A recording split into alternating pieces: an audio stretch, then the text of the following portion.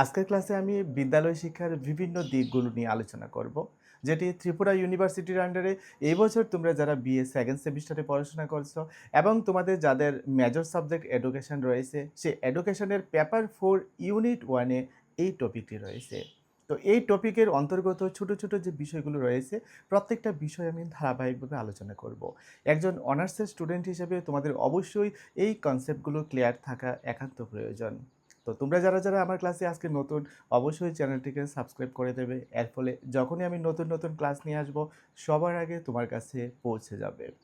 তো প্রথমে আমি আলোচনা করব তোমাদের ইউনিট 1 এ প্রথম যে টপিকটি রয়েছে সেটি হচ্ছে concept of early childhood care and education, need and importance, issues and challenges. অর্থাৎ আর্লি চাইল্ডহুড কেয়ার যেটা হচ্ছে প্রারম্ভিক শৈশব যত্ন। এই প্রারম্ভিক শৈশব যত্নের কী, কী প্রয়োজনীয়তা রয়েছে এবং এটার কী, কী সমস্যা রয়েছে এবং কী, কী চ্যালেঞ্জের সম্মুখীন হতে হচ্ছে, ওই বিষয়গুলোই এই আলোচনার মধ্যে আসবে। তো প্রারম্ভিক শৈশব যত্ন এবং শিক্ষা এটা বলতে আমরা কী বুঝি? তো প্রারম্ভিক শৈশব যত্ন এবং শিক্ষা বলতে শিশুদের জন্ম থেকে ৮ বছর বয়স পর্যন্ত তাদের শারীরিক, মানসিক, সামাজিক, প্রজ্ঞা এবং আবেগিক বিকাশের জন্য যে সামগ্রিক যত্ন এবং শিক্ষা ব্যবস্থা করা হয় তাকে বোঝায়। অর্থাৎ ৮ বছর বয়স পর্যন্ত একটা শিশুর অলরাউন্ড ডেভেলপমেন্টের জন্য, অর্থাৎ শিশুর মধ্যে যত ধরনের বিকাশ রয়েছে, প্রত্যেকটা বিকাশ যাতে বেড়ে ওঠে, প্রত্যেকটা বিকাশ যাতে স্বতঃস্ফূর্তভাবে বিকশিত হয়, তার জন্য তার পেছনের যত্ন নেওয়া, এটাকে বোঝায়। এর মূল লক্ষ্য কি? এর মূল লক্ষ্য হলো শিশুদের ভবিষ্যৎ শিক্ষার জন্য একটা মজবুত ভিত্তি তৈরি করা, যাতে ভবিষ্যতে তারা ভালোভাবে শিক্ষা গ্রহণ করতে পারে। তারা যাতে ভবিষ্যতে শিক্ষা গ্রহণ করার ব্যাপারে কোনো রকম সমস্যার সম্মুখীন না হতে হয়। অর্থাৎ তাদের ফাউন্ডেশনটাকে মজবুত করে দেওয়া, তাদের যে বেসিক এডুকেশনটা, সেই বেসিক এডুকেশনটা স্ট্রং করে দেওয়া, এটাই হচ্ছে এর মূল লক্ষ্য। তো এর যে প্রয়োজন এবং গুরুত্বগুলো, সেগুলো যদি আমরা ধারাবাহিকভাবে বলতে চাই, প্রথমত হচ্ছে মস্তিষ্কের দ্রুত বিকাশ হয়। অর্থাৎ জীবনের প্রথম কয়েক বছরে শিশুদের মস্তিষ্কের প্রায় ৮০ থেকে ৮৫% বিকাশ ঘটে। সুতরাং এই সময়টাতে তাদের পেছনে যদি আমরা যত্ন নেই, তাহলে এই বিকাশটা তাদের ভালোভাবে সম্পন্ন হবে। ইসিসিই, যেটাকে early childhood care and education বলা হয়, এই বিকাশে সহায়তা করে। তো সামাজিক এবং আবেগিক বিকাশের কথাও যদি আমরা বলি, তো শিশুরা খেলাধুলা এবং শিক্ষকের তত্ত্বাবধানে অন্যদের সাথে মিশতে শেখে, যা তাদের সামাজিক এবং আবেগিক বিকাশে সাহায্য করে। এই সময়ে শিক্ষকের সান্নিধ্যে এসে শিক্ষার্থীদের পরিপূর্ণ বিকাশ সম্পন্ন হয়। তো শিক্ষার প্রতি একটা আগ্রহ তৈরি হয়। যেমন এটি শিশুদের মধ্যে শেখার প্রতি আগ্রহ এবং কৌতূহল তৈরি করে। পাশাপাশি বিদ্যালয়ে ভর্তির একটা প্রস্তুতিও এই সময়টাতে তৈরি করা হয়। এবং এটা শিশুদেরকে প্রথাগত বিদ্যালয় শিক্ষার জন্য প্রস্তুত করে। যেমন শিশুরা প্রথাগত শিক্ষা বলতে কি বুঝি? যখন সে স্কুলে ভর্তি হবে, যখন সে তার প্রাইমারি এডুকেশনটা সম্পন্ন করবে। তো সে প্রাইমারি এডুকেশনে যাওয়ার আগে তার একটা প্রস্তুতি নিতে হবে। ওই প্রাইমারি এডুকেশনটা নেওয়ার জন্য তাকে উপযুক্ত করে তুলতে হবে। তো ওই কাজটাই এই সময়টার মধ্যে করা হয়। তো এবার চলো আমরা দেখি যে কী, কী সমস্যা রয়েছে এবং কী, কী চ্যালেঞ্জ রয়েছে। তো যোগ্য শিক্ষকের অভাব রয়েছে আর্লি চাইল্ডহুড কেয়ার অ্যান্ড এডুকেশনের জন্য। প্রশিক্ষিত এবং দক্ষ শিক্ষকের যথেষ্ট অভাব রয়েছে। এটা একটা বিরাট সমস্যা হয়ে দাঁড়িয়েছে। তাদেরকে কিভাবে পরিচর্যা করতে হবে, কিভাবে তাদেরকে ডিরেকশন দিতে হবে। তো ওই ব্যাপারগুলো নিয়ে বা ওই ব্যাপারগুলোতে এখনও সেরকমভাবে প্রশিক্ষণ দেওয়া সম্ভব হয়ে ওঠেনি শিক্ষকদের পর্যাপ্ত পরিমাণে।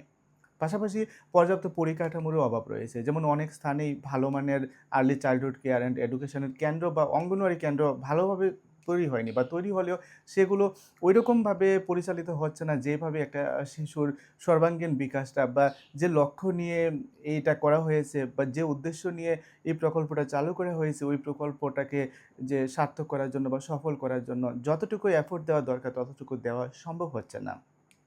পাশাপাশি সচেতনতার অভাব তো রয়েছে। যেমন অনেক অভিভাবকই এই প্রারম্ভিক শৈশব শিক্ষার গুরুত্বটা এখনও বুঝতে পারেননি বা এই ব্যাপারে সচেতন নয়। কারণ তাদেরকে পাঠাতে চান না, অঙ্গনওয়াড়িতে পাঠাতে চান না, বা এই যে প্রাথমিক শিক্ষার একটা প্রয়োজনীয়তা রয়েছে, অনেক অভিভাবকরা এখনও সেটা উপলব্ধি করতে পারছে না, বিশেষভাবে গ্রামীণ অঞ্চলগুলোতে। যে অঞ্চলগুলো পিছিয়ে রয়েছে ওই অঞ্চলগুলোতে এই সমস্যাগুলো বেশি দেখা দিচ্ছে। যাই হোক, তোমাদের আরেকটা টপিক রয়েছে এই ইউনিটের মধ্যে, সেটা হচ্ছে ইউনিভার্সাল অ্যান্ড কম্পালসরি এডুকেশন, তার ইস্যুস অ্যান্ড চ্যালেঞ্জ, অর্থাৎ সার্বজনীন এবং বাধ্যতামূলক শিক্ষা, তারও কিছু সমস্যা রয়েছে এবং তারও কিছু চ্যালেঞ্জ রয়েছে। তো প্রথমত আমরা যদি একটা ধারণা দেই যে ইউনিভার্সাল অ্যান্ড কম্পালসরি এডুকেশন বলতে আমরা কি বুঝি, তো সেটা হচ্ছে সার্বজনীন এবং বাধ্যতামূলক শিক্ষা। এটা তার মানেটা কি? মানেটা হচ্ছে নির্দিষ্ট বয়সের সকল শিশুদের জন্য শিক্ষা নিশ্চিত করা। অর্থাৎ একটা নির্দিষ্ট বয়স থাকবে, ওই বয়স পর্যন্ত একটা টার্গেট থাকবে শিশুদের শিক্ষা দেওয়ার। ওই টার্গেটটাকে পূরণ করতে হবে এবং সেটা কম্পালসারি, এটা বাধ্যতামূলক। তো ভারতের শিক্ষার অধিকার আইন ২০০৯ তোমরা প্রত্যেকে জানো। এটা অনুযায়ী ৬ থেকে ১৪ বছর বয়সী সকল শিশুদের জন্য বিনামূল্যে এবং বাধ্যতামূলক শিক্ষার অধিকার দেওয়া হয়েছে। বিনামূল্যে বলতে যেমন কোনো সরকারি স্কুলে যদি কোনো আম ছাত্র বা ছাত্রী যদি ভর্তি হয়, তার পড়াশোনায় কোনো খরচা লাগবে না। অর্থাৎ বিনা বেতনেই তাকে পড়ানো হবে এই সরকারি স্কুলগুলোতে। এটা হচ্ছে যে বিনামূল্যে বা অবৈতনিক আমরা বলি। আর ২ নাম্বার হচ্ছে বাধ্যতামূলক, কম্পালসারি। অর্থাৎ তাকে পড়তেই হবে। যদি না পড়ে শিক্ষক-শিক্ষিকাদের দায়িত্ব হবে তাকে বাড়ি থেকে উঠিয়ে নিয়ে আসা, খোঁজখবর রাখা। সে কেন ড্রপ আউট হয়ে যাচ্ছে, কেন সে স্কুলে আসতে চাইছে না। অর্থাৎ তাকে নানানভাবে অনুপ্রেরণা দিয়ে, মোটিভেশন দিয়ে তাকে স্কুলের দরজায় যাতে আবার নিয়ে আসা যায়। তো তার জন্য অবশ্যই চেষ্টা করতে হবে এই প্রকল্পের আওতায়, এবং এর ফলে এটা বাধ্যতামূলক হয়ে যাবে। এবং এর কিছু সমস্যা রয়েছে, কিছু চ্যালেঞ্জ রয়েছে। যেমন বিদ্যালয় থেকে ঝরে পড়া, যেটাকে আমরা ড্রপ আউট বলে থাকি বা ওয়েস্টেজ বলে থাকি। যেমন অনেক শিশু যে বিভিন্ন কারণে, যেমন কারণগুলো কী, কী? যেমন দারিদ্র্য হতে পারে, পারিবারিক অন্যান্য সমস্যা হতে পারে। এগুলোর কারণে প্রাথমিক শিক্ষা শেষ না করে তারা বিদ্যালয় ছেড়ে দেয়। বিদ্যালয়ের গণ্ডি থেকে তারা অনেকটাই দূরে সরে যায়। তো বিদ্যালয়ে উপস্থিতিও কম থাকে, যে রেগুলার তারা স্কুলে আসতে চায় না। অনেক শিশু আছে যারা নিয়মিত বিদ্যালয়ে যায় না। একদিন আসলে দেখা যায় যে ৩ দিন বিদ্যালয়ে আসে না। এটা একটা প্রবণতা হয়ে গেছে। এর পেছনে অবশ্যই পারিবারিক কারণগুলো কাজ করে। তো শিক্ষকের গুণগত মানেও এক্ষেত্রে একটা বিষয় হয়ে দাঁড়িয়েছে যে অনেক বিদ্যালয়ে যোগ্য এবং প্রশিক্ষিত শিক্ষকের অভাব রয়েছে। যে কিভাবে একটা শিক্ষার্থীকে ভালোবাসা দিয়ে, কিভাবে যত্নের মাধ্যমে একটা শিক্ষার্থীকে স্কুলমুখী করা যাবে, স্কুলে আসার প্রতি তার মধ্যে আগ্রহ তৈরি করা যাবে, এটা অনেক শিক্ষকই জানেন না। এই সমস্যাটা আমাদের রয়েছে, এটা প্রশিক্ষণের অভাবে এই বিষয়টা হচ্ছে। তো পাশাপাশি পর্যাপ্ত পরিকাঠামো এবং শিক্ষার উপকরণের অভাবের একটা বিষয় রয়েছে। যেমন অনেক বিদ্যালয় আছে যেখানে পর্যাপ্ত শ্রেণীকক্ষ নেই। শিক্ষার্থীদের ফ্লোরে বসতে হচ্ছে। ফ্লোরে বসার মতো জায়গা নেই। ডিরেক্ট ফ্লোরের মধ্যে তাদেরকে বসিয়ে দেওয়া হচ্ছে। কোনো কার্পেট দেওয়া হচ্ছে না। পাশাপাশি শৌচাগারের সমস্যা রয়েছে, পানীয় জলের সমস্যা রয়েছে। অনেক স্কুল রয়েছে যেখানে এখনো কোনো খেলার মাঠ নেই। তো এই যে সমস্যাগুলো, এই সমস্যাগুলো কিন্তু শিক্ষার্থীদের মধ্যে আগ্রহটা হারাচ্ছে। তারা যে স্কুলে যাবে, স্কুলে গিয়ে একটা আনন্দের পরিবেশ পাবে, ওই পরিবেশটা কিন্তু তারা পাচ্ছে না। তার কারণে কিন্তু তারা স্কুলমুখী হতে চাইছে না বা স্কুলে যেতে চাইছে না। এর থেকে বাড়িতে তারা অনেকটা বেটার ফিল করে। তার কারণেই এই সমস্যাটা তৈরি হচ্ছে। তো নেক্সট তোমাদের যে টপিকটা রয়েছে, এটা হচ্ছে wastage and stagnation in education, issues and problems way out. অর্থাৎ শিক্ষার অপচয় এবং স্থবিরতা। যে ওয়েস্টেজ মানে হচ্ছে অপচয়, আর স্ট্যাগনেশন মানে হচ্ছে স্থবিরতা। এই বিষয়গুলো কি আমি তোমাদের অবশ্যই বলবো। পাশাপাশি তার কী, কী সমস্যা রয়েছে এবং কিভাবে আমরা এই সমস্যাগুলো সমাধান করতে পারি, ওই বিষয়টাই আলোচনা করব আমি সংক্ষিপ্ত আকারে।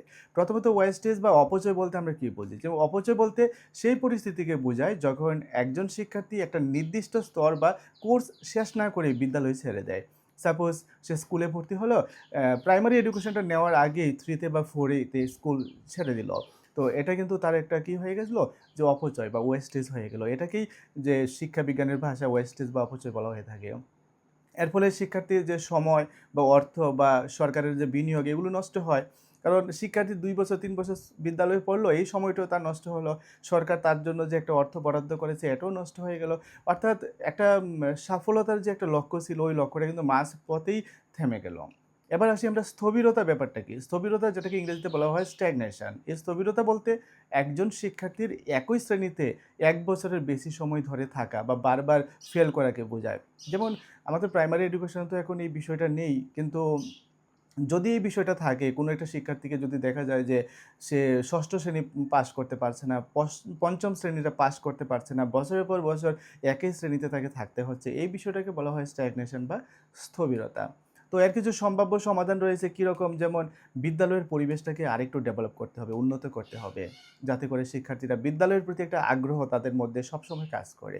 পাশাপাশি শিক্ষার পদ্ধতি আকর্ষণীয় এবং আনন্দদায়ক করা। যাতে শিক্ষার্থীরা মজা পায়, ক্লাস করে যাতে আনন্দ পায়, ওই বিষয়টা অবশ্যই দেখতে হবে। এবং পাশাপাশি শিক্ষার্থীদের পড়াশোনায় সহায়তা করার জন্য বিশেষ টিউটোরিয়াল বা অতিরিক্ত ক্লাসের ব্যবস্থা করা। যাতে করে শিক্ষার্থীদেরকে মোটিভেশন দেওয়া যায়। তার যে বিষয়গুলো তারা বুঝতে পারছে না, ওই বিষয়গুলো যাতে তাদেরকে ভালোভাবে বুঝিয়ে দেওয়া যায়। অর্থাৎ শিক্ষককে সম্পূর্ণভাবে এনগেজ থাকতে হবে ছাত্রছাত্রীদের সাথে। তাদের ভালো লাগা, পছন্দ, অপছন্দ ওই বিষয়গুলো দেখতে হবে। দেখে সেইভাবে ছাত্রছাত্রীদেরকে স্কুলমুখী করতে হবে। এবং শুধুমাত্র শিক্ষকদের কথা বললেই হবে না, অভিভাবকদেরও ব্যাপার আছে। তাদেরকেও সচেতন করতে হবে বা সচেতন হতে হবে এবং তাদের সাথে নিয়মিত যোগাযোগ রাখতে হবে। পাশাপাশি দারিদ্র্য দূরীকরণও সরকারের একটা বিভিন্ন প্রকল্পের আওতায় রয়েছে এবং এগুলোকে বাস্তবায়ন করতে হবে। কারণ সবকিছুর মূলে কি রয়েছে? দারিদ্রতা। তো দারিদ্রতা যতদিন পর্যন্ত ঘুচানো না যাবে ততদিন পর্যন্ত গ্রামীণ এলাকাগুলোতে এই সমস্যাগুলো থাকবে। যদিও সরকার তার বিভিন্ন প্রকল্পের মাধ্যমে প্রচেষ্টা চালাচ্ছে যাতে দারিদ্রতা মোচন করা যায়। যাতে করে অন্ততপক্ষে যে প্রত্যেকটা শিশুকে বিদ্যালয়ে পাঠানোর মতো পরিস্থিতি বা পরিবেশ প্রত্যেকটা পরিবারের থাকে, ওই ব্যবস্থাটা যাতে করা যায় তার জন্য সরকার নিয়মিত প্রচেষ্টা চালিয়ে যাচ্ছেন। এবার আরেকটা টপিক সেটা হচ্ছে existing school structure in India, অর্থাৎ ভারতবর্ষের মধ্যে বর্তমানে যে শিক্ষা কাঠামোটা রয়েছে। তো পাশাপাশি আরেকটা বিষয় এর সাথে রয়েছে যে school education structure by NEP 2020, অর্থাৎ এনইপি 2020-তে নতুন শিক্ষানীতি আমরা প্রত্যেকেই জানি যে 2020 সালের নয়া শিক্ষানীতি। ওই শিক্ষানীতি অনুসারে বিদ্যালয়ের কাঠামোটা কীরকম হবে ওই বিষয়টা তোমাদের সিলেবাসে রয়েছে। তো প্রথমত আমরা বর্তমান যে কাঠামোটা রয়েছে সেটা যদি বলি, বর্তমান ভারতে যে বিদ্যালয় শিক্ষার কাঠামো সেটা সাধারণত 10+2, অর্থাৎ 10 বছরের স্কুল শিক্ষা এবং 2 বছরের উচ্চ মাধ্যমিক শিক্ষা, এইভাবে কিন্তু এটা রয়েছে। যে আমরা যে উচ্চ মাধ্যমিক পাস করি দেখবে মার্কশিটে লেখা থাকে এইচএস+2 স্টেজ, অর্থাৎ এই ক্ষেত্রে আমরা 10 বছর কমপ্লিট করে অবশিষ্ট 2 বছর আমরা কমপ্লিট করেছি। পাশাপাশি এনইপি 2020 যেটা রয়েছে সে অনুযায়ী বলা হয়েছে যে নতুন কাঠামোটা কীরকম হবে? নতুন কাঠামো হবে যে বিদ্যালয়ের শিক্ষার কাঠামোটা একটু পরিবর্তন হয়ে যাবে। যেমন আগে যেরকম ছিল তার থেকে পাল্টে এখন এটাকে করা হয়েছে 5+3+3+4, অর্থাৎ প্রথমে 5, তারপরে 3, তারপরে 3, তারপরে 4, অর্থাৎ 5 বছরের পর 3 বছর, 3 বছরের পর আবার 3 বছর, তারপরে 4 বছর। তো এই স্ট্রাকচারটা কীরকম? যেমন প্রথম যে 5 বছর এটাকে বলা হয়েছে ফাউন্ডেশনাল স্টেজ। এখানে সাধারণত 3 থেকে 8 বছর বয়সী যে শিক্ষার্থীরা তারা শিক্ষা নেবে। এতে প্রথম 3 বছর প্রাক-প্রাথমিক শিক্ষা নেবে, প্রথম থেকে দ্বিতীয় শ্রেণী পর্যন্ত। তো এর লক্ষ্যটা হচ্ছে খেলাধুলা ভিত্তিক শিক্ষা, অর্থাৎ খেলাধুলার মাধ্যমে প্লে ওয়ে মেথড যেটা, ওই পদ্ধতিতেই শিক্ষার্থীদের শিক্ষা দেওয়া হবে। পরের যে 3 বছর এটাকে বলা হয়েছে প্রস্তুতিমূলক স্টেজ আর প্রিপারেটরি স্টেজ, অর্থাৎ 8 থেকে 11 বছর বয়সী যে শিক্ষার্থীরা তারা এই স্টেজের অন্তর্ভুক্ত থাকবে। সাধারণত তৃতীয় শ্রেণী, চতুর্থ শ্রেণী এবং পঞ্চম শ্রেণী এই 3টা শ্রেণীতে সাধারণত এই স্টেজটা থাকবে। এতে সক্রিয় শিক্ষণ, আবিষ্কার এবং পারস্পরিক যে আলোচনা এটাকে উৎসাহিত করা হবে। অর্থাৎ শিক্ষার্থীদের মধ্যে ওই গুণাবলীগুলো বিকশিত করা হবে যাতে তারা নতুন কিছু আবিষ্কার করতে পারে এবং তাদের মধ্যে যাতে একটা ক্রিয়েটিভিটি তৈরি করা যায় ওই বিষয়টা। এবং পরের যে 3 বছর সেটা হচ্ছে মিডল স্টেজ, এটা সাধারণত 11 থেকে 14 বছর বয়সী যে শিক্ষার্থীরা তাদের জন্য, এবং ষষ্ঠ থেকে অষ্টম শ্রেণী পর্যন্ত, ষষ্ঠ, সপ্তম, অষ্টম এই শ্রেণী 3টাই থাকবে এই স্টেজের মধ্যে। এখানে নির্দিষ্ট বিষয় যেমন বিজ্ঞান, গণিত, সমাজবিজ্ঞান এই বিষয়গুলো পড়ানো হবে। এরপরে যে 4 বছরের শিক্ষাটা সেটাকে সেকেন্ডারি স্টেজ বলা হবে এবং 14 থেকে 18 বছর বয়স পর্যন্ত সাধারণত এই স্টেজটা থাকবে এবং নবম থেকে দ্বাদশ শ্রেণী পর্যন্ত, নবম, দশম, একাদশ এবং দ্বাদশ এই 4টা শ্রেণী থাকবে এর অন্তর্গত। এখানে শিক্ষার্থীরা তাদের পছন্দের বিষয় বেছে নিতে পারবে। যেমন পছন্দের বিষয় বলতে কি? যেমন কেউ যদি বিজ্ঞান নিয়ে পড়তে চায় তখন বিজ্ঞান বিষয়গুলো নিয়ে সে পড়বে। কেউ যদি মনে করে সে কলা বিষয় নিয়ে পড়বে তখন সে কলা বিষয়গুলো নিয়ে পড়তে পারবে। অর্থাৎ 11 এবং 12 এ যে সায়েন্স এবং আর্টসের ভাগটা হয়ে যায় এটা হয়ে যাবে সেই নবম শ্রেণী থেকেই। তো এটা হচ্ছে এনইপি 2020-র সর্বশেষ যে স্তরটা 4 বছরের জন্য। এবার আসি আমরা language problem and medium of education. এটাও তোমাদের সিলেবাসের মধ্যে রয়েছে। ল্যাঙ্গুয়েজ প্রবলেম মানে কি? ভাষার সমস্যা। অ্যান্ড মিডিয়াম অফ এডুকেশন মানে কি? শিক্ষার মাধ্যম। তো ভাষার সমস্যা এবং শিক্ষার মাধ্যম এই বিষয়টা তোমরাও বুঝতে পারছো যে কিছু সমস্যা রয়েছে, যেমন ভারতে বহু ভাষাভাষীর মানুষ রয়েছে। তো শিক্ষার মাধ্যম হিসেবে কোন ভাষাটাকে ব্যবহার করা হবে তা নিয়ে কিন্তু অনেক সময় বিতর্ক দেখা দেয়। ইংরেজি হবে না হিন্দি হবে নাকি আঞ্চলিক ভাষাগুলির মধ্যে কোন একটা হবে তা নিয়ে একটা মতবাদ কিন্তু সবসময়, একটা মতবাদ বা মতভেদ সবসময় কিন্তু রয়েছে। তো এই বিষয়টা এখন পর্যন্ত ওভারকাম হয়নি। তো এনইপি 2020 কি করেছে? প্রস্তাব করেছে। কিরকম প্রস্তাব? যেমন ২০২০ এর যে প্রাথমিক স্তরের শিক্ষার মাতৃভাষা বা আঞ্চলিক ভাষাকে শিক্ষার মাধ্যম হিসেবে ব্যবহার করার উপর জোর দিয়েছে। তো এনইপি 2020 তার জন্য একটা সমাধান নিয়ে এসেছে। যেমন কিরকম সমাধান? যে এনইপি 2020 তে বলা হয়েছে যে শিক্ষার মাতৃভাষা বা আঞ্চলিক ভাষাকে শিক্ষার মাধ্যম হিসেবে ব্যবহার করার উপর জোর দিতে হবে। তো এটা শিশুদেরকে সহজে বুঝতে এবং শিখতে সাহায্য করবে। আর উচ্চশিক্ষার ক্ষেত্রে ইংরেজি একটা খুব গুরুত্বপূর্ণ মাধ্যম হিসেবে থাকবে। এটা এনইপি 2020 তে স্পষ্ট বলে দেওয়া হয়েছে। তো এবার আসি আরেকটা টপিক, যেটা হচ্ছে তোমাদের ন্যাশনাল ইন্টিগ্রেশন অ্যান্ড এডুকেশন, অর্থাৎ জাতীয় সংহতি এবং শিক্ষা। এই প্রসঙ্গে বলা হয়েছে যে শিক্ষা একটা শক্তিশালী মাধ্যম যা দেশের বিভিন্ন সংস্কৃতি, ধর্ম এবং অঞ্চলের মানুষের মধ্যে বোঝাপড়া এবং ঐক্য তৈরি করতে পারে। অর্থাৎ শিক্ষার মধ্য দিয়ে জাতীয় সংহতি তৈরি হবে। এটাই হচ্ছে এর মূল বিষয়। শিক্ষার ভূমিকাটা কীরকম হবে?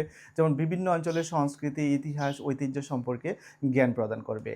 পাশাপাশি সকল ধর্মের প্রতি সম্মান এবং সহনশীলতার একটা মনোভাব তৈরি করবে। এই শিক্ষার মধ্য দিয়ে কিন্তু এই মনোভাবটা তৈরি হবে শিক্ষার্থীদের মধ্যে।